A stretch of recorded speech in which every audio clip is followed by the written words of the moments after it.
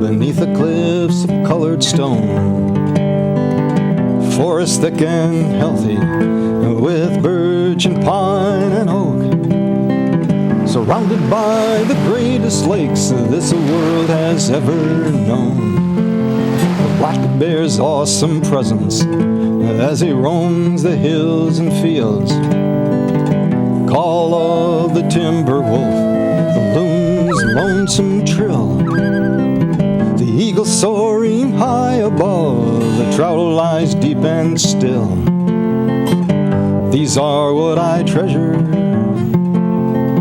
the only way I measure feelings that I have for this fine land. There is so much to discover when you're a long-time lover of northern Michigan.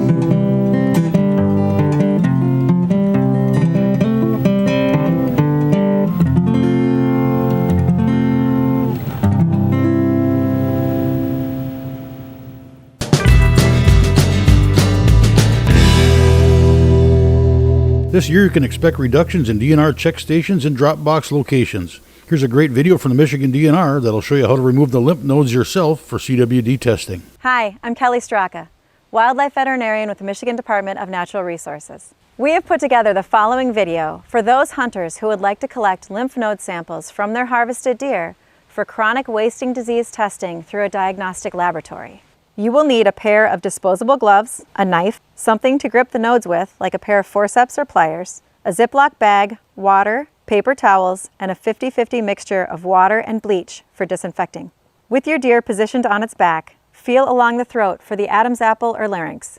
Once you have noticed this, use your knife to make a semicircle cut in front of the larynx and extending along the back of the jawbones.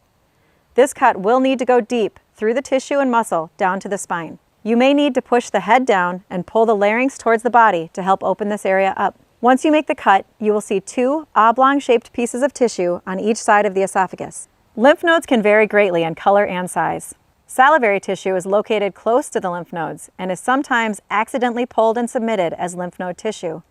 This will not work for diagnostic testing. Lymph nodes are bean-shaped and look like oysters, and the tissue is firm and retains its shape. While grasping a node with a pair of pliers or forceps, gently cut it from the remaining tissue to remove it from the head. Repeat this process on the other node. If you cut into or through the lymph nodes when removing them, it will not interfere with diagnostic testing. While removing the lymph node, if you cut into the node or other tissue that is filled with pus, please stop cutting and double bag the entire head. This deer could be a TB suspect. Contact the Wildlife Disease Lab for further instruction. Once you remove the lymph nodes, place them in a sealed Ziploc bag, keep them cool, and contact the diagnostic lab you wish to use for further handling instructions. If you will need to store them for several days, you may freeze them. More information on these labs and their contact information can be found on our website, michigan.gov/CWD. If you are collecting samples from more than one deer, we recommend changing gloves and disinfecting tools between deer. Remove any blood, tissue, or hair from your tools and any surface that needs to be disinfected by wiping them off with a paper towel and rinsing with water.